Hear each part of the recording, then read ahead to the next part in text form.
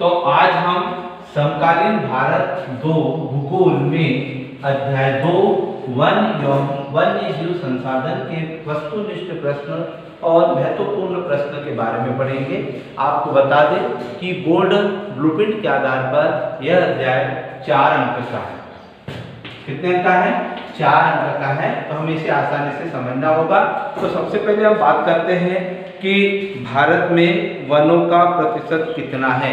तो भारत में वनों का कुल प्रतिशत कितना है?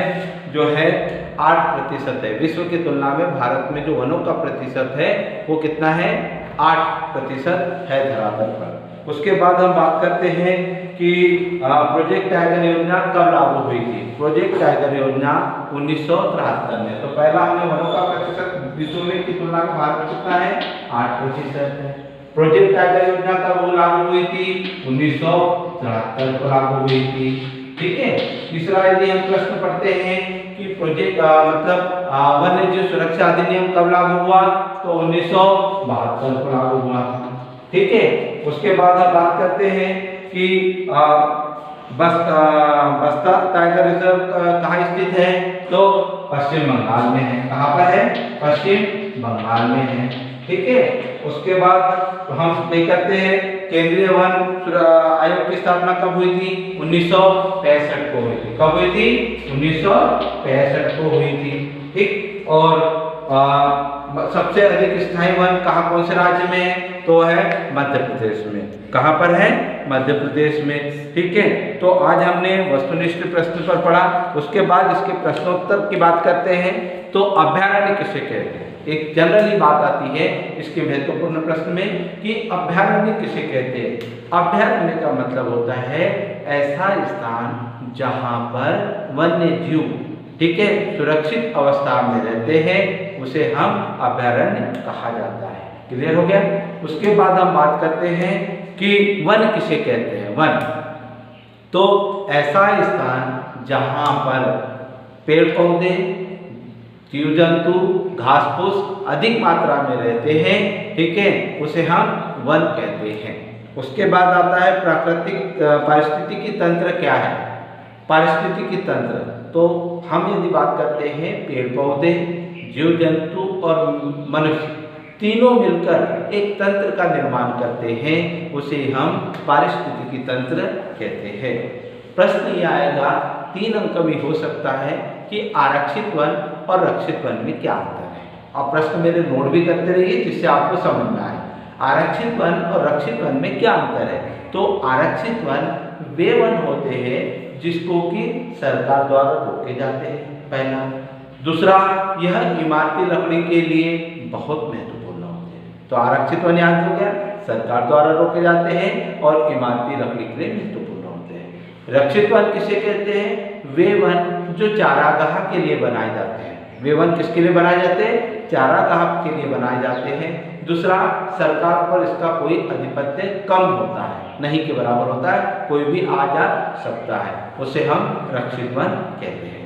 तो ये तो हो गया पहला अंतर। दूसरा प्रश्न आ सकता है कि सुभेद प्रजाति और संकटग्रस्त प्रजाति क्या है। ठीक है।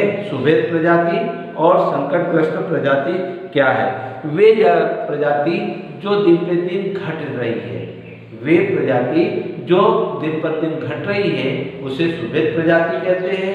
संकटग्रस्त प्रजाति जो प्रजाति घट चुकी है, अर्थात संकट होने का खतरा है, कम होने का खतरा है, उसे हम संकटग्रस्त प्रजाति कहते हैं। क्लियर। अब प्रश्न यदि आ गया कि जैव विविधता क्या है, मानव के लिए क्यों उपयोगी है।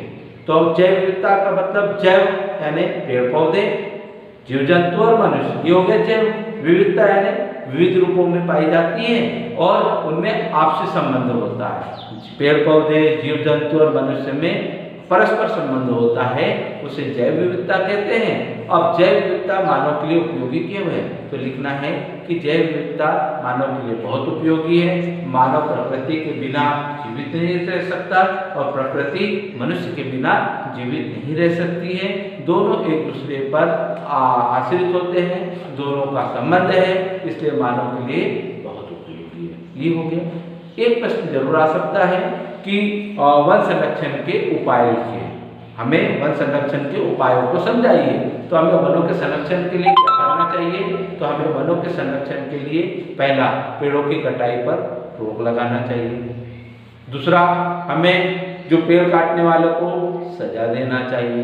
तीसरा, हमें अधिक से अधिक पेड़ पौधे लगाना चाहिए अर्थात वृक्षारोपण करना चाहिए। चौथा, वन महोत्सव मनाना चाहिए।